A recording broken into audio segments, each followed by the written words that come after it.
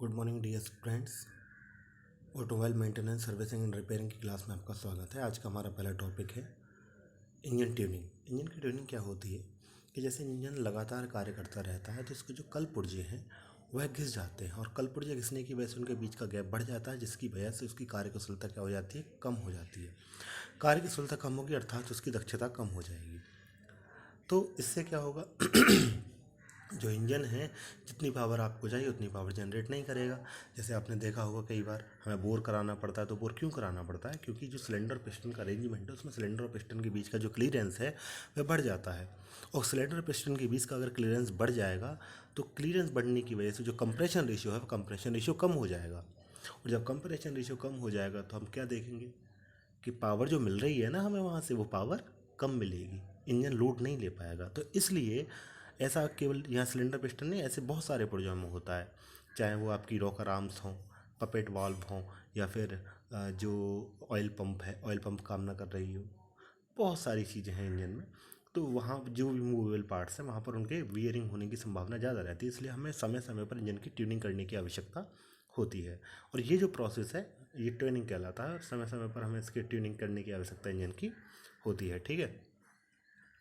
अब इंजन की ट्यूनिंग किस प्रकार से की जाती है? इंजन की ट्यूनिंग करते समय हमें निम्न प्रक्रियाओं को करना चाहिए। नंबर 1, इंजन को आइडलिंग पर लगभग 15 मिनट कर चलाकर रखा जाता है। देखिए, जब भी आप ट्यूनिंग करेंगे तो पहले इंजन को 15 मिनट तक उसके आइडलिंग कंडीशन में, मतलब बिना उस पर कोई लोड डाले चलाते रहते हैं, जिससे कि वह अपनी नॉर्मल अवस्था में आ जाए। उसके पश्चात आप थ्रोटल या तथा चॉक वॉल्व को खोल देंगे। उसके बाद सभी स्पार्क प्लग को खोल देंगे, मतलब चलाने के बाद बंद करने पर आप उसके सारे स्पार्क प्लग को खोल देंगे। डिस्ट्रीब्यूटर की केबल अलग कर देंगे। डिस्ट्रीब्यूटर, ये सारी चीज़ें तुमने अलग कर दी। ठीक है।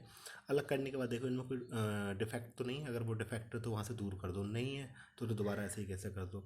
सभी सिलेंडर के संपीड़न दाब की जांच करें। संपीड़न दाब की जांच करेंगे। संपीड़न दाब की जांच कैसे करते हैं अगले टॉपिक में बताऊंगा मैं आपको। कम पाए जाने पर सर्विस करें। अब कम पाए जाने पर सर्विस करने से क्या मतलब है भाई? सप्पी दाब कम होने का, क्लियरेंस कम हो जाए, स्पार्क प्लग के आसपास कोई लीकेज तो नहीं है, ये सारी चीज़ें देखेंगे आप, है ना, कहीं कोई लीकेज तो नहीं हो रहा। तो जहाँ से भी लीकेज हो रहा है उस लीकेज को रिमूव करने की कोशिश करेंगे। लीकेज कहाँ से हो सकता है? क्लियरेंस जो होता है, मतलब जो उसके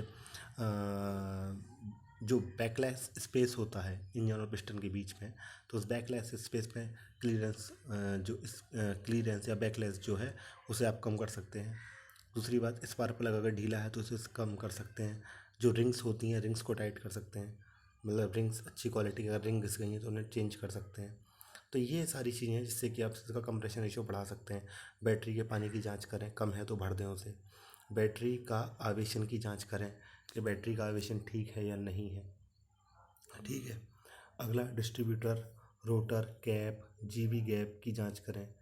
डिस्ट्रीब्यूटर अपकेंद्रीय उन्नत यंत्रावली की जांच करें। डिस्ट्रीब्यूटर अपकेंद्रीय उन्नत यंत्रावली जो इग्निशन सिस्टम होता है, तो वहाँ स्पार्क को विभिन्न सिलेंडरों के अंदर जनरेट करने के लिए एक अपकेंद्रीय डिस्ट्रीब्यूटर लगा रहता है, इसकी जांच करेंगे। प्रज्वलन टाइमिंग की जांच करेंगे कि जो इग्निशन टाइमिंग है वो कैसी है, प्रॉपर है या नहीं। कार्बोरेटर को साफ करके बांध दें। वायु फिल्टर को साफ़ करें कि वहाँ पर कोई डस्ट पार्टिकल ज़्यादा तो नहीं है, जिससे कि वायु या फ्रेश चार्ज इंजन के अंदर या कार्बोरेटर के अंदर नहीं पहुँच पा रहा हो। क्रैंक केस या वेंटिलेशन की जांच करें। वेंटिलेशन प्रॉपर हो रहा है या नहीं हो रहा है। क्रैंक केस को देखें, जहाँ पर अगर आप स्ट्रोक इंजन में देखेंगे जो क्रैंक केस है उसमें क्या फ्रेश चार्ज भरा रहता है। रेडिएटर में जल की मात्रा तथा एंटीफ्रिज या रेडिएटर कैप की जांच करें। देखिए कि रेडिएटर में जल की मात्रा प्रॉपर है या नहीं है, उसमें एंटीफ्रिज है या नहीं है। रेडिएटर कैप की जांच करें, वह प्रॉपर लगा हुआ है या नहीं है। ईंधन पंप की क्रियाशीलता की जांच करें।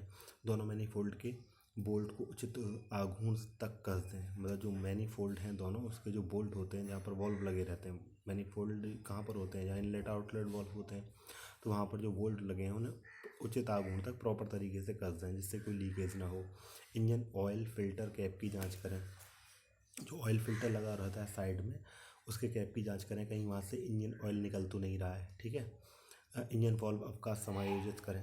इंजन का जो वॉल्व अवकाश है उस समायोजित करें। अगर इंजन के वॉल्व में थोड़ा भी अवकाश होगा तो उसकी वजह से क्या होगा, कंप्रेशन रेशियो प्रॉपर नहीं आएगा। ठीक है। इंजन निकास पर उत्सर्जन की जांच करें। जब एग्जॉस्ट हो रहा है तो वहाँ पर एग्जॉस्ट को देखें कि प्रॉपर एग्जॉस्ट हो रहा है। जो एग्जॉस्ट है उस धुएं को देखें, ब्लैक है वाइट है, क्योंकि अगर ब्लैक धुआं होगा तो सिंपल सी बात है, आपने कुछ दिन पहले पढ़ा था, अगर ब्लैक धुआं निकल रहा है इंजन से तो आप क्या देखेंगे कि वहाँ पर जो फ्यूल है वह लीन मिक्सचर पहुंच रहा है, फ्यूल कम पहुंच रहा है।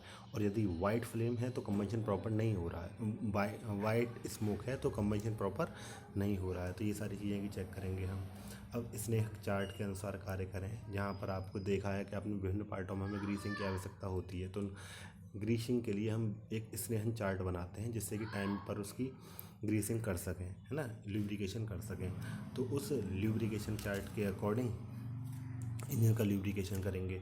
इसके बाद स्टीयरिंग ऑयल की जांच करें। स्टीयरिंग बॉक्स जो होता है उसमें ऑयल भरा रहता है, और वह देखें वह एक निश्चित लेवल से कम तो नहीं है। हेडलाइट, हॉर्न, अन्य लाइट की जांच करें। जो भी वहाँ पर लाइट है उस इलेक्ट्रिकल सिस्टम को देख लें। क्लच पेडल के फ्री प्लेट की जांच कर लें। क्लच पेडल का जो फ्री प्लेट है, मतलब एक प्लेट तो होता है जो कि इंजन से कनेक्ट रहता है और एक प्लेट होता है फ्री प्लेट। तो फ्री प्लेट जो मतलब उसको एक तो होता है मेन शाफ्ट से कनेक्ट रहता है, और एक फ्री प्लेट होता है जिसे आप मूव कराते हैं दोनों मेन शाफ्ट को और इंजन व्हीकल को मैश करने के लिए। तो इसकी जांच कर लें। व्हील संरेखन करें, व्हील प्रॉपर है या नहीं है, एक रेखा में है, लाइनिंग, व्हील लाइनिंग कहते हैं इसे। टायर के हिसाब की जांच करें, टायर सही है या नहीं है, आवश्यक स्थानों पर ग्रीस लगाएं। ठीक है। तो अभी हमने देखा था, अभी जब ये ट्यूनिंग देख रहे थे तो ट्यूनिंग में एक टॉपिक आया था कि हमें संपीड़न दाब देखना। तो संपीड़न दाब देखने के लिए, संपीड़न इंजन का संपीड़न दाब चेक करने के लिए एक इंस्ट्रूमेंट होता है, एक डिवाइस होती है जिसे कहते हैं संपीड़न gauge, compression gauge. Compression gauge क्या होता है, देखिए आप फिगर में देख पा रहे होंगे, इस प्रकार का एक गेज होता है। इस गेज को दाब, जो इंजन का जो कंप्रेशन स्ट्रोक के दौरान जो दाब उत्पन्न होता है उसको चेक करने के लिए प्रयोग किया जाता है। अब ये चेक कैसे करते हैं, देखिए इंजन में कई सारे, जैसे मानो कि मल्टी सिलेंडर इंजन, तो मल्टी सिलेंडर इंजन में आपने वहाँ पर मल्टी स्पार्क प्लग लगाए होंगे, तो आपको जिस सिलेंडर का भी आपको दाब देखना है उस सिलेंडर में स्पार्क प्लग को खोल के यहाँ पर उस दाब गेज को लगा देते हैं। दाब गेज आप समझते हैं, जैसे आपने मोटरसाइकिल या बाइक में जब हवा डालते हैं तो हवा डालने पे एक गेज होता है, प्रेशर गेज। वह प्रेशर गेज क्या करता है, उसके प्रेशर को मेज़र करता है ना। तो ऐसे ही यह उस जो कंप्रेशन प्रेशर आ रहा होगा उस प्रेशर को मेज़र कर लेगा। अब अगर ये जो प्रेशर है, यह प्रेशर जो भी डिज़ाइन प्रेशर है कंप्रेशन का, है ना, उस प्रेशर से कम है तो फिर वहाँ पर उसकी कंप्रेशन की जांच करेंगे कि कंप्रेशन प्रॉपर जनरेट क्यों नहीं हो रहा है। ठीक है।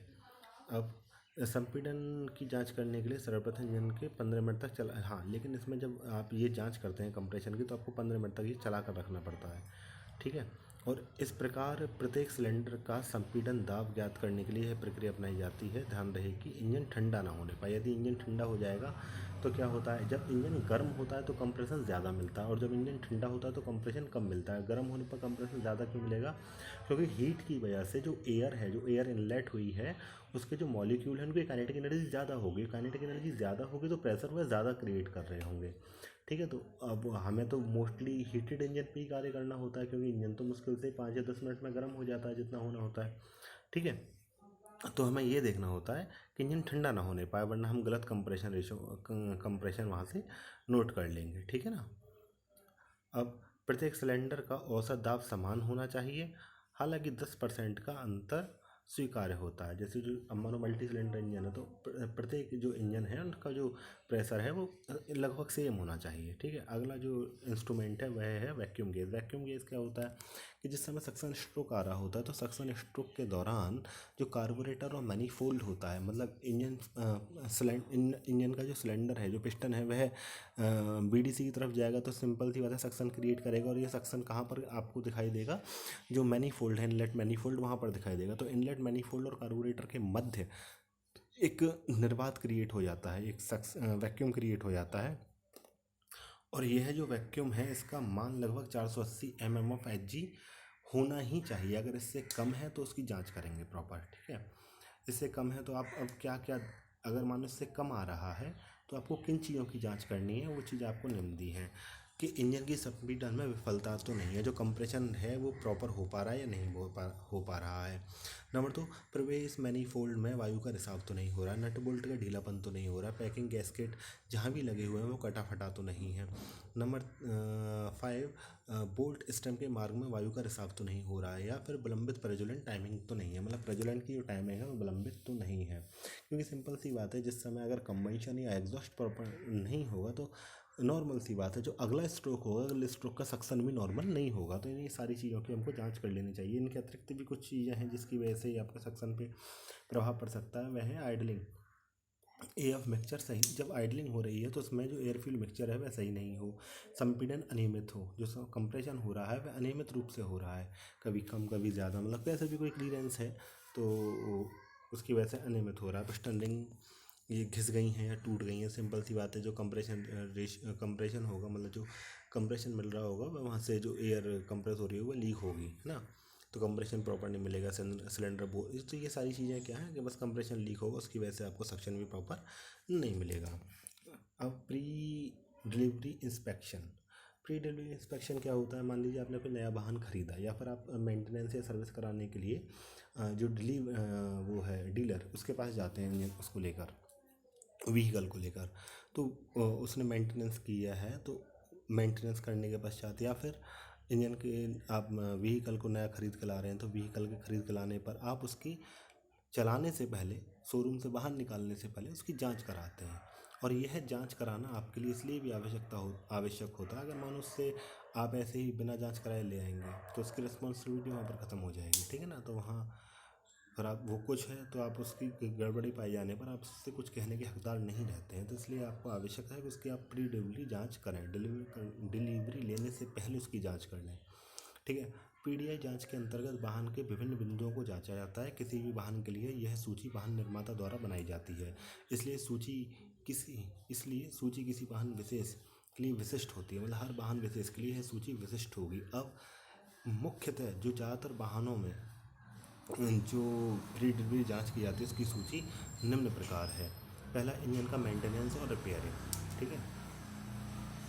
सबसे पहले मानो इंजन ऑफ है तो इंजन ऑफ होने पर आप इन विभिन्न बिंदुओं पर ध्यान देंगे, जैसे इंजन ऑयल का स्तर देखेंगे, कार्बोरेटर सेटिंग देंगे, स्टीयरिंग ऑयल देखेंगे, बेल्ट का तनाव देखेंगे प्रॉपर है या नहीं, ब्रेक ऑयल का स्तर देखेंगे, बैटरी के वोल्टेज देखेंगे, विंड स्क्रीन साफ कर लेने वाले द्रव का स्तर देखेंगे, प्रज्वलन बाईपास प्रतिरोध देखेंगे, बैटरी के जल स्तर देखेंगे, टेपर विकास देखेंगे। तो ये सारी चीज़ें जो हैं ये आपके इंजन के ऑफ होने पर है। इंजन के ऑन होने पर क्या देखेंगे? डिस्ट्रीब्यूटर प्रॉपर कार्य कर रहा है, कंडेंसर प्रज्वलन टाइमिंग ठीक है या अल्टरनेटर ठीक है, प्राथमिक परिपथ प्रतिरोध, रेगुलेटर की कार्यप्रणाली कैसी है, कुंडली या डिस्ट्रीब्यूटर कैंप, रोटर की वायु का अवकाश, स्पार्क प्लग, एचटी कुंडली, आइडियल चाल समायोजन, कार्बोरेटर मिश्रण, द्रवीय रिसाव, ये सारी चीज़ें इंजन चल रहा होगा, मूवेबल कंडीशन में होगा तब देखेंगे। वाहन के बाहर आप मतलब एक्सटीरियर पोर्शन ऑफ व्हीकल में आप किस चीज़ को देखेंगे? दरवाज़ा, चाबी, ताला, हैंडल, हुक, बम्पर, मोल्डिंग और टायर, वायु दाव, पहियों के नट का कसावा, घूर्ण, स्टीयरिंग लॉक आदि। वाहन के भीतर क्या देखेंगे? लाइट स्विच प्रॉपर हैं, stop light, mode indicator light, courtesy light, आगे वाले दोनों साइड का समायोजन, सीधे बेल्ट, सीट बेल्ट, भीतर का ताला, ये आदि चीज़ों की जांच करेंगे सारे एक खंड में। आगे पीछे पहिए के जो है वो एक लाइन में हो, है ना। दूसरा, सड़क पर चलने पर बहुत सारी जांच करते हैं, वो सारी चीज़ें आपके बिंदु दिए हुए हैं, स्क्रीन पर देख पा रहे हैं आप। और अन्य में जो मिसलेनियस बिंदु हैं वह क्या है? कार को धोकर पहुँच दें, है ना। ये आप डीलर से करवाएंगे। भीतर व बाहर के पेंट की जांच करें प्रॉपर है या नहीं है, स्क्रू जैक व हैंडल देखें, रिम कवर देखें, किसी प्रकार के हिसाब की जांच करें, वाहन की पुस्तक के अकॉर्डिंग उसके पार्ट्स प्रॉपर हैं या नहीं है, स्टेपनी टायर की जांच करें है या नहीं है, पीडीआई प्रमाण पत्र जरूर ले लें। तो पीडीआई प्रमाण पत्र में आपको यह पता लग जाएगा कि जिस समय आप व्हीकल लेके आए हैं उस समय व्हीकल की क्या कंडीशन थी। तो आज के लिए बेटा इतना ही, और यहाँ पर आपका चैप्टर भी समाप्त होता है। नेक्स्ट टाइम जो वीडियो आएगी वो न्यू चैप्टर की आएगी। तो अब आपको ये जो चैप्टर है, चैप्टर फर्स्ट, इसके नोट्स को प्रॉपर कर लेना चाहिए। यदि कोई भी आपके फर्स्ट चैप्टर में क्वेरी है तो वह आप पूछ सकते हैं, ठीक है। नेक्स्ट चैप्टर नेक्स्ट टाइम से मैं स्टार्ट करूँगा। धन्यवाद।